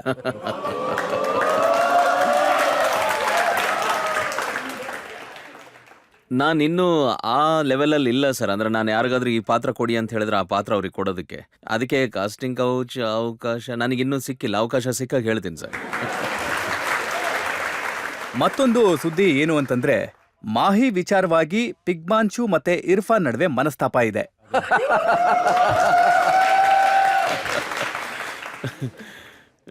ಸೊ ಇದ್ರ ಬಗ್ಗೆ ಮಾಹಿ ಅವ್ರನ್ನ ಕೇಳಿದ್ರೆ ಒಳ್ಳೇದು ಅನ್ಸುತ್ತೆ. ಯಾಕಂದ್ರೆ ನಾನು ಇದ್ರ ಬಗ್ಗೆ ಹೇಳಿದ್ರೆ ನಾನು ಸಮಜಾಯಿಷಿ ಹೇಳ್ತಿದ್ದೀನಿ ಅನ್ಸುತ್ತೆ. ಮಾಹಿ ಅನ್ನೋ ಹುಡುಗಿ ತುಂಬಾ ಒಳ್ಳೆ ಹುಡುಗಿ, ಸ್ವಚ್ಛ ಮನಸ್ಸಿನ ಹುಡುಗಿ. ನನಗೇನ್ ಅನ್ಸುತ್ತೆ, ನನಗೆ ತಿಕ್ಮಾಂಶು ಮಧ್ಯೆ ಬಿರುಕು ಬರೋದಕ್ಕೆ ಒಂದು ಹುಡುಗಿ ಬೇಕು ಅನ್ಸಲ್ಲ ನನಗೆ. ನಾವು ದೂರ ಆಗ್ಬೇಕಂದ್ರೆ ಯಾವ್ದ್ರಿಂದಾದ್ರೂ ಆಗ್ತೀವಿ, ಹುಡುಗಿ ಏನೇ ಬೇಕಾಗಿಲ್ಲ. ನಿಮ್ಗೆ ಸಾಕಷ್ಟು ಫ್ರೆಂಡ್ಸ್ ಇದ್ದಾರೆ ಅಂತ ಕೇಳ್ಪಟ್ಟೆ. ನನಗೆ ತುಂಬಾ ಕ್ಲೋಸ್ ಫ್ರೆಂಡ್ಸ್ ಇದ್ದಾರೆ, ಆದ್ರೆ ಇವರು ತುಂಬಾ ಕ್ಲೋಸ್ ಫ್ರೆಂಡ್ ನನಗೆ. ಅಂದ್ರೆ ತುಂಬಾ ಕಲ್ಸಿದಾನ್ ನನಗೆ. ನಾನು ಅವನ ಜೊತೆ ಒಂದು ಆಶೀರ್ವಾದ ಇದ್ರೆ ಪ್ರತಿ ಜನ್ಮದಲ್ಲಿ ಅವನ ಜೊತೆ ಸಿಗ್ತೀನಿ ನಾನು. ಅಂದ್ರೆ ನನಗೆ ಯೋಗ್ಯತೆ ಇದ್ರೆ ನಾನು ಅವನ್ನ ಕೊಂಡ್ಕೊಂಡು ನನ್ನ ಮನೇಲಿ ಇಟ್ಕೊಂಡ್ಬಿಡ್ತೀನಿ. ಆದ್ರೆ ನಿಮ್ಗೆ ನಿಮ್ಮ ಲೈಫ್ ತುಂಬಾ ಬೋರಿಂಗ್ ಅಂತ ಅನ್ಸೋದಿಲ್ವಾ? ನೋಡಿ, ಇಷ್ಟೊಂದು ಹುಡುಕದ ನಂತರ ಕೂಡ ನಮ್ಗೆ ಎರಡೆರಡು ಗಾಸಿಪ್ ಸಿಕ್ಕಿದೆ. ನಾನು ಅದನ್ನೇ ಹೇಳಿದೆ, ಏನು ಹೆಲ್ಪ್ ಆಗಲ್ಲ ಇದರಿಂದ ಅಂತ. ನಾನು ಅರ್ಥ ಮಾಡ್ಕೊಳಕ್ ಪ್ರಯತ್ನ ಪಟ್ಟೆ, ಅರ್ಥನೂ ಮಾಡ್ಕೊಳ್ಳಿಲ್ಲ. ನಾನು ಪ್ರಯತ್ನ ಪಡ್ಲಿಲ್ಲ. ನಾನು ಹೆಣ್ಮಕ್ಳನ್ನ ಅರ್ಥ ಮಾಡ್ಕೊಳಕ್ ಏನ್ ಪ್ರಯತ್ನ ಪಡ್ಬೇಕು ಆ ಪ್ರಯತ್ನನೂ ನಮ್ಮಲ್ಲಿ ಮಾಡಕ್ಕಾಗಿಲ್ಲ. ಪರಂಪರೆ ಏನಿದೆಯಲ್ಲ, ನಮ್ಮ ಕೆಲ್ಸನೇ ಈ ಪರಂಪರೆನ ಮುರಿಯುವಂಥದ್ದು ಮತ್ತೆ ಒಳ್ಳೆ ಪರಂಪರೆಯನ್ನ ಬೆಳೆಸುವಂತ ಕೆಲಸ ಆಗ್ಬೇಕಾಗಿದೆ. ನಾವೀಗೊಂದು ಬ್ರೇಕ್ ತಗೊಳ್ಳೋಣ. ಬ್ರೇಕ್ನ ನಂತರ ಆಪ್ಕೆ ಅದಾಲತ್ನಲ್ಲಿ ಇರ್ಫಾನ್ ಮೇಲೆ ಜನತೆಯ ಆರೋಪ ಮತ್ತೆ ಪ್ರಶ್ನೆಗಳ ಮತ್ತೊಂದು ಸುತ್ತು. ನಾ ಆಕ್ಟರ್ ಅಂತೂ ಆಗಿರ್ಲಿಲ್ಲ ಸರ್. ನಾನು ಕಲೀಲೇಬೇಕಾಗಿತ್ತು ಆಕ್ಟಿಂಗ್. ಸೊ ಅದಕ್ಕೆ ನನ್ನ ಹಠ ಏನಿತ್ತು ಅಂದ್ರೆ, ನಾನು ಇಲ್ಲಿ ಬಂದು ಆಕ್ಟಿಂಗ್ ಕಲೀಲಿಲ್ಲ ಅಂದ್ರೆ ಮತ್ತೆ ಇಲ್ಲಿ ಯಾಕೆ ಬಂದೆ ನಾನು ಅಂತ. ಸೊ ಆ ಪ್ರೆಷರ್ ಅವಾಗಿತ್ತು, ಆದ್ರೆ ಈಗಿಲ್ಲ. Welcome back. ಆಪ್ಕೆ ಅದಾಲತ್ನಲ್ಲಿ ಜನತೆ ಪರವಾಗಿ ನಾವಿವತ್ತು ಫಿಲ್ಮ್ ಸ್ಟಾರ್ ಇರ್ಫಾನ್ ಅವರನ್ನ ಪ್ರಶ್ನೆಗಳನ್ನ ಕೇಳ್ತಾ ಇದ್ದೇವೆ. ಆಪ್ಕೆ ಅದಾಲತ್ನಲ್ಲಿ ಮುಂದಿನ ಆರೋಪ. ಆಪ್ಕಿ ಅದಾಲತ್ನಲ್ಲಿ ಫಿಲ್ಮ್ ಸ್ಟಾರ್ ಇರ್ಫಾನ್ ಅವ್ರ ಮೇಲಿರುವ ಆರೋಪವೆಂದರೆ ಇವರು ಯಾವಾಗಲೂ ಪ್ರೆಷರ್ನಲ್ಲಿ ಇರುತ್ತಾರೆ ಎಂಬುದು. ಇರ್ಫಾನ್, ನಿಮ್ಮ ಸ್ನೇಹಿತರು ಹೇಳ್ತಾ ಇರ್ತಾರೆ ನೀವು ಯಾವಾಗ್ಲೂ ಟೆನ್ಷನ್ ನಲ್ಲೇ ಇರ್ತೀರಾ, ಯಾವಾಗ್ಲೂ ಯೋಚಿಸ್ತಾನೆ ಇರ್ತೀರಾ ಅಂತ.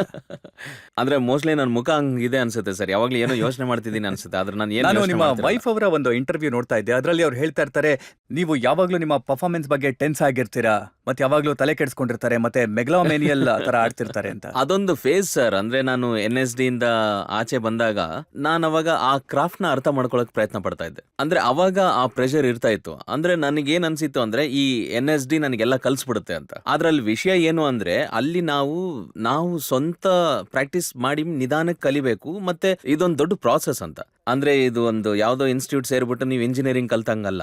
ಇದೊಂದು ಪ್ರಾಸೆಸ್. ಡಾನ್ಸ್ ನಿಧಾನಕ್ಕೆ ಬರುತ್ತೆ ನಿಮಗೆ, ಹಾಡು ನಿಧಾನಕ್ಕೆ ಬರುತ್ತೆ. ಸೊ ನಾನ್ ಆಕ್ಟರ್ ಅಂತೂ ಆಗಿರ್ಲಿಲ್ಲ, ನಾನು ಕಲೀಲೇಬೇಕಾಗಿತ್ತು ಆಕ್ಟಿಂಗ್. ಸೊ ನನಗೆ ಪ್ರೆಷರ್ ಏನಿತ್ತು ಅಂದ್ರೆ, ನಾನು ಒಂದ್ ವೇಳೆ ಇಲ್ಲಿ ಬಂದು ಆಕ್ಟಿಂಗ್ ಕಲೀಲಿಲ್ಲ ಅಂದ್ರೆ ನಾನು ಇಲ್ಲಿ ಯಾಕೆ ಬಂದೆ ಅಂತ. ಸೊ ಅದೊಂದು ಪ್ರೆಷರ್ ಇತ್ತು ಅವಾಗ, ಈಗಿಲ್ಲ ಸರ್. ಇದಕ್ಕೆ ಕಾರಣ ಏನಿರ್ಬೋದು? ನಿಮ್ಮ ಹೆಸರು ಸಾಹೇಬ್ ಜಾದೆ ಇರ್ಫಾನ್ ಅಲಿ ಖಾನ್. ಹೌದು ಸರ್. ನೀವದನ್ನ ಕತ್ತರಿಸಿ ಚಿಕ್ಕದ್ ಮಾಡ್ಬಿಟ್ರಿ ಇರ್ಫಾನ್ ಖಾನ್.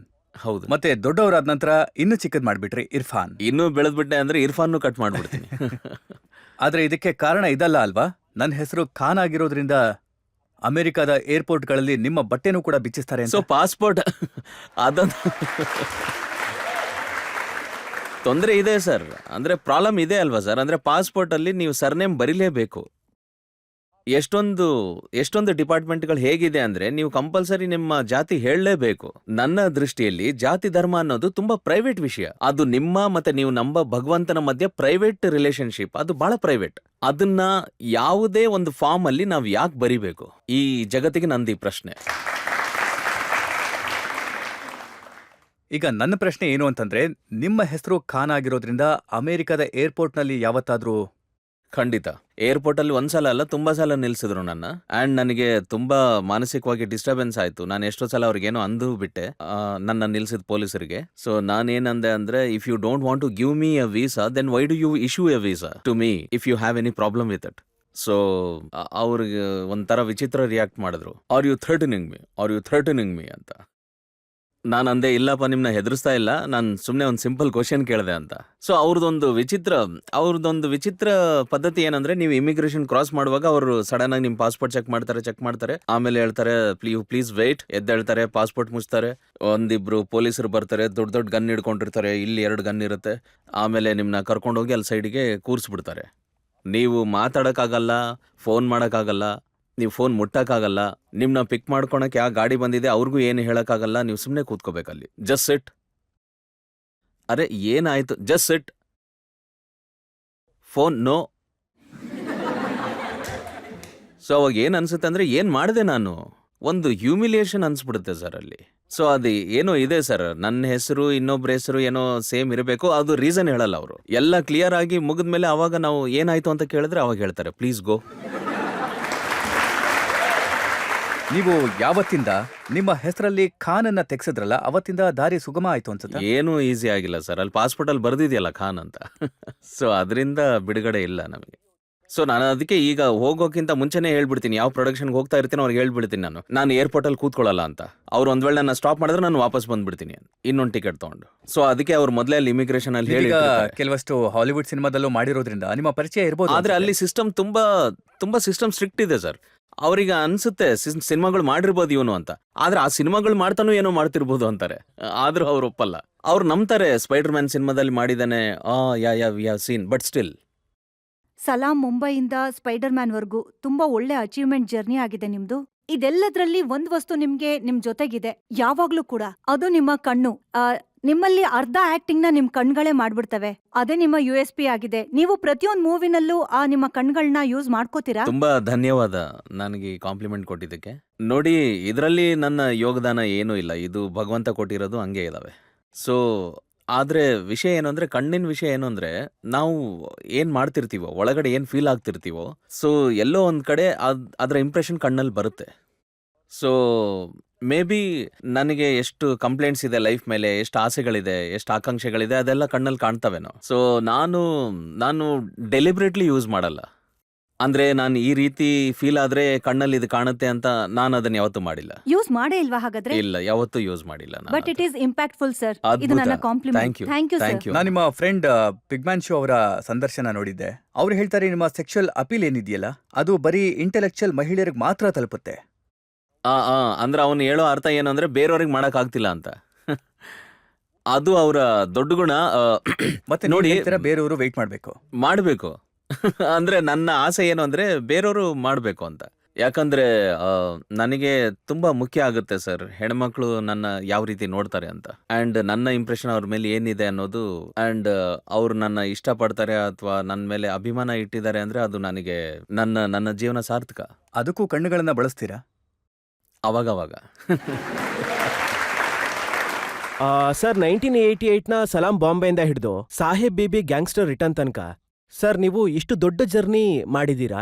ಸರ್, ನಿಮ್ಮ ಅಭಿಪ್ರಾಯದಲ್ಲಿ ನಿಮ್ಮ ಅತಿ ಟಫೆಸ್ಟ್ ಮತ್ತೆ ಮೋಸ್ಟ್ ಚಾಲೆಂಜಿಂಗ್ ರೋಲ್ ಯಾವುದು? 2 ಇದೆ ಆಕ್ಚುಲಿ. ಅಂದ್ರೆ ಲೈಫ್ ಆಫ್ ಪೈ ಪಾತ್ರ ತುಂಬಾ ಚಾಲೆಂಜಿಂಗ್ ಇತ್ತು. ಅದಕ್ಕೆ ತುಂಬಾ ಕಾರಣಗಳಿದ್ವು. ಅದಕ್ಕೋಸ್ಕರ ನಾನು ಎಷ್ಟು ತಯಾರಿ ಮಾಡ್ಕೋಬೇಕಾಗಿತ್ತಲ್ಲ, ಎಷ್ಟು ಡಿಮ್ಯಾಂಡ್ಸ್ ಇಟ್ಟಿದ್ರಲ್ಲ ಅವರು, ಯಾವ ರೀತಿಯ ಒಂದು ಫ್ರೇಮ್ ವರ್ಕ್ ಅಲ್ಲಿ ನಾನು ಕೆಲಸ ಮಾಡಬೇಕಾಗಿತ್ತು. ಮತ್ತೆ ಜೊತೆಗೆ ಇನ್ನೊಬ್ಬ ಆಕ್ಟರ್ ಜೊತೆ ಶೂಟ್ ಆಯ್ತು, ಅದನ್ನೆಲ್ಲ ಪೂರ್ತಿ ಸ್ಕ್ರಾಪ್ ಮಾಡಿದ್ರು. ಮತ್ತೆ ಇನ್ನೊಬ್ಬ ಆಕ್ಟರ್ನ ಕರೆದು ಫುಲ್ ಮತ್ತೆ ರೀಟೇಕ್ ಆಯ್ತು ಅದೆಲ್ಲ. ಸೊ ಎಷ್ಟೊಂದ್ಸಲ ನಾವು ರೀಟೇಕ್ಸ್ ಎಲ್ಲ ರೀಶೂಟ್ ಮಾಡ್ತೀವಿ, ಆದ್ರೆ ಎಮೋಷನಲ್ ಸೀನ್ಸ್ ಏನಿರುತ್ತಲ್ಲ, ಎಷ್ಟು ಎಮೋಷನಲ್ ಅಂದ್ರೆ ಲಾಸ್ಟ್ ಅಲ್ಲಿ ಕ್ಲೈಮ್ಯಾಕ್ಸ್ ಅಲ್ಲಿ ಪೈ ಸಿನಿಮಾದಲ್ಲಿ ಅದು ತುಂಬಾ ಕಷ್ಟ ಆ ಎಮೋಷನ್ಸ್. ಸೊ ಅದೊಂದು ಪಾತ್ರ. ಮತ್ತೆ ಇನ್ನೊಂದಿತ್ತು ಇನ್ ಟ್ರೀಟ್ಮೆಂಟ್ ಅಂತ ಒಂದು ಸೀರೀಸ್ ಇದೆ ಗೇಬ್ರಿಯಲ್ ಬರ್ನ್ ಜೊತೆ, ಇನ್ ಟ್ರೀಟ್ಮೆಂಟ್, ಅದರ 3rd ಸೀಸನ್. ಅದರಲ್ಲಿ ನಂದೊಂದು ಸ್ಟೋರಿ ಇದೆ, ನನ್ನ ಮೇಲೆ ಒಂದು ಪೂರ್ತಿ ಕತೆ ಇದೆ. ಅದು ತುಂಬಾ ಕಷ್ಟ ಇತ್ತು. ನೇಮ್ಸೇಕ್, ಅದನ್ನ ಕ್ರ್ಯಾಕ್ ಮಾಡೋದು ತುಂಬಾ ಕಷ್ಟ ಆಗಿತ್ತು. ಕಾರಣ ಏನಿರ್ಬೋದು? ನಿಮಗೆ ಹಾಲಿವುಡ್ನಲ್ಲಿ ಸಣ್ಣ ಪುಟ್ಟ ಪಾತ್ರಗಳು ಸಿಗುತ್ತೆ, ಮತ್ತೆ ಫಿಲ್ಮ್ ರಿಲೀಸ್ ಆದ್ಮೇಲೆ ಅದನ್ನು ಕತ್ತರಿಸಿ ಇನ್ನೂ ಚಿಕ್ಕದ್ ಮಾಡ್ಬಿಡ್ತಾರೆ. ನಿಮ್ಗದು ಇಷ್ಟ ಆಗತ್ತೆ, ಇಲ್ಲಿ ದೊಡ್ಡ ದೊಡ್ಡ ಪಾತ್ರ ಕೊಡ್ತಾರೆ, ಅದು ಇಷ್ಟ ಆಗಲ್ಲ. ಹಾಲಿವುಡ್ ಅಲ್ಲಿ ನಾನು ಯಾವ ರೀತಿ ಅದು ನಾನು ಚಿಕ್ಕ ರೋಲ್ ಅಂತ ಅನ್ನಲ್ಲ. ಸ್ಪೈಡರ್ ಮ್ಯಾನ್ ನೀವು ಬಿಟ್ಬಿಡಿ, ಆ ನೇಮ್ ಸೇಕ್ ಅನ್ನೋ ಪಾತ್ರನ ನೀವು ತಗೊಂಡ್ರೆ ನನಗೆ ಗೊತ್ತಿತ್ತು ಅದು ಮೇನ್ ರೋಲ್ ಅಲ್ಲ ಅಂತ. ಆದ್ರೆ ನಾನು ಆ ಸಿನಿಮಾ ನಾನು ನೋಡಿದಾಗ ನನಗನ್ನಿಸ್ತು ಇವಂದೇ ಅಲ್ವಾ ಕತೆ ಅಂತ. ಅವನು ಮೇನ್ ರೋಲ್ ಆಗ್ಬಿಟ್ಟಿದ್ದ. ಲೈಫ್ ಆಫ್ ಪೈ ವಿಷಯ ನಾವು ತಗೊಂಡ್ರೆ ಅದೊಂದು ಅಂದ್ರೆ ಚಿಕ್ಕ ಪಾತ್ರ. ಅಂದ್ರೆ ಚಿಕ್ಕದು ಅಂತ ಹೇಳ್ಬೋದು, ಬಟ್ ಅದು ಸೆಂಟ್ರಲ್ ಕ್ಯಾರೆಕ್ಟರ್. ಅಂದ್ರೆ ಇವಾಗ ಸಿನಿಮಾ ಕ್ಲೈಮ್ಯಾಕ್ಸ್ ಅಂತ ಬಂದಾಗ ಎಷ್ಟೊಂದು ಸಿನಿಮಾಗಳಲ್ಲಿ ಕ್ಲೈಮ್ಯಾಕ್ಸ್ ಅಲ್ಲಿ ಧಾಮ್ ಧೂಮ್ ಎಲ್ಲ ಆಗುತ್ತೆ, ತುಂಬಾ ಆಕ್ಷನ್ ಇರುತ್ತೆ. ಆದ್ರೆ ಆ ಡೈರೆಕ್ಟರ್ನ ಗಮನ ಎಲ್ಲ ನನ್ನ ಪರ್ಫಾರ್ಮೆನ್ಸ್ ಮೇಲೆ ಇತ್ತು. ಆ ಕ್ಲೈಮ್ಯಾಕ್ಸ್ ಅಲ್ಲಿ ಅವ್ನು ನನಗೆ ಏನ್ ಹೇಳ್ಬಿಟ್ಟ ಅಂದ್ರೆ, ಈ ಇಡೀ ಸಿನಿಮಾದ ಶ್ರಮ, ಹಣೆಬರ, ಈ 100 ಕೋಟಿಯ ಖರ್ಚು ಎಲ್ಲ ನಿನ್ ಜವಾಬ್ದಾರಿ, ನೀನ್ ಚೆನ್ನಾಗಿ ಮಾಡ್ಲಿಲ್ಲ ಅಂದ್ರೆ ಹೋಯ್ತು ಅಂತ. ಸೊ ಇಷ್ಟು ದೊಡ್ಡ ಜವಾಬ್ದಾರಿ ಏನಿದೆ ಅದನ್ನ ನಿಭಾಯಿಸೋದು ನನಗನ್ಸಲ್ಲ ಅದು ಚಿಕ್ಕ ರೋಲ್ ಅಂತ. ಇರ್ಫಾನ್, ನಾವು ನಿಮ್ಗೆ ಎಲ್ಲ ರೀತಿ ಪ್ರಶ್ನೆಗಳನ್ನ ಕೇಳಿದ್ವಿ. ನಿಮ್ಮ ವೈಯಕ್ತಿಕ ಜೀವನದ ಬಗ್ಗೆ, ಮತ್ತೆ ನಿಮ್ಮ ಬಗ್ಗೆ ಇರುವಂತ ಗಾಸಿಪ್ಗಳ ಬಗ್ಗೆ, ಮತ್ತೆ ನಿಮ್ಮ ಹಾಲಿವುಡ್ ಸಿನಿಮಾಗಳ ಬಗ್ಗೆ ಕೇಳಿದ್ವಿ, ಮುಂಬೈ ಇಂಡಸ್ಟ್ರಿಯ ಸಂಪ್ರದಾಯಗಳ ಬಗ್ಗೆ ಕೇಳಿದ್ವಿ. ಮತ್ತೆ ನೀವು ಪ್ರತಿಯೊಂದು ಪ್ರಶ್ನೆಗೂ ತುಂಬಾನೇ ಪ್ರಾಮಾಣಿಕವಾಗಿ ಉತ್ತರಿಸಿದ್ದೀರಾ. ನಾವೀಗ ಒಂದು ಬ್ರೇಕ್ ತಗೊಳ್ಳೋಣ. ಬ್ರೇಕ್ನ ನಂತರ ಆಪ್ಕಿ ಅದಾಲತ್ನಲ್ಲಿ ಇವತ್ತಿನ ಜಡ್ಜ್ ಅಂಶುಲ್ ತ್ರಿವೇದಿ ಅವರ ತೀರ್ಪನ್ನ ಕೇಳೋಣ ಇವತ್ತಿನ ಪ್ರಕರಣದ ಬಗ್ಗೆ.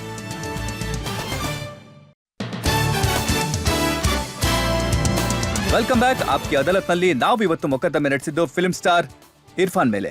ಈಗ ಸಮಯ ಬಂದಿದೆ ಆಪ್ಕಿ ಅದಾಲತ್ನಲ್ಲಿ ಇವತ್ತಿನ ಜಡ್ಜ್ ಅಂಶುಲ್ ಚತುರ್ವೇದಿ ಅವರ ತೀರ್ಪಿನ ಸಮಯ. ಈ ವಾದ ವಿವಾದದ ಸಾರಾಂಶ ಹೀಗಿದೆ. ಇರ್ಫಾನ್ ಅವರು ನನ್ನ ಹಾಡು ಹೇಳಲ್ಲ, ಕುಣಿಯಲ್ಲ ಅಂತ ತಾಯಿಗೆ ಏನ್ ಮಾತು ಕೊಟ್ಟಿದ್ರು, ಇವತ್ತಿನವರೆಗೂ ಅದನ್ನು ಉಳಿಸ್ಕೊಂಡಿದ್ದೀರಾ. ಇಂಡಸ್ಟ್ರಿಗೇನೋ ಬಂದಿದ್ದೀರಾ, ಆದ್ರೆ ಅದಕ್ಕೋಸ್ಕರನೇ ಬಂದಿಲ್ಲ ನೀವು.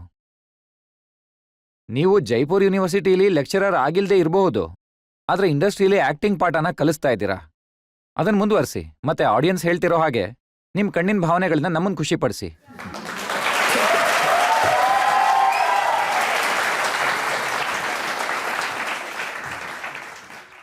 ತುಂಬಾ ಧನ್ಯವಾದ ಸರ್, ತುಂಬಾ ಧನ್ಯವಾದ. ನಮಗೆ ನಂಬಿಕೆ ಇದೆ ಇರ್ಫಾನ್ ಅವರು ಮುಂಬೈನಲ್ಲಿ, ಹಾಲಿವುಡ್ನಲ್ಲಿ ಹೀಗೆ ಹೆಸರು ಮಾಡ್ತಾ ಇರ್ಲಿ, ತಮ್ಮ ಆಕ್ಟಿಂಗ್ ನಿಂದಾಗಿ ಎಲ್ಲ ಜನರನ್ನ ಮನರಂಜಿಸ್ತಾ ಇರ್ಲಿ, ಜನರಿಗೆ ಹೊಸ ಹೊಸ ಪಾಠಗಳನ್ನ ಕಲಿಸ್ತಾ ಇರ್ಲಿ, ಬೇರೆ ಬೇರೆ ಪಾತ್ರಗಳನ್ನ ನಿರ್ವಹಿಸ್ಲಿ, ಮತ್ತೆ ಇನ್ನಷ್ಟು ಯಶಸ್ಸಿನ ಎತ್ತರವನ್ನ ಅವರು ತಲುಪಲಿ. ಇವತ್ತಿನ ಕಾರ್ಯಕ್ರಮವನ್ನ ಇಲ್ಲಿಗೆ ಮುಗಿಸ್ತಾ ಇದ್ದೇವೆ. ಮುಂದಿನ ವಾರ ಮತ್ತೆ ಭೇಟಿಯಾಗೋಣ ಮತ್ತೊಬ್ಬ ಹೊಸ ವ್ಯಕ್ತಿಯೊಂದಿಗೆ. ಅಲ್ಲಿವರೆಗೂ ನಮಸ್ಕಾರ.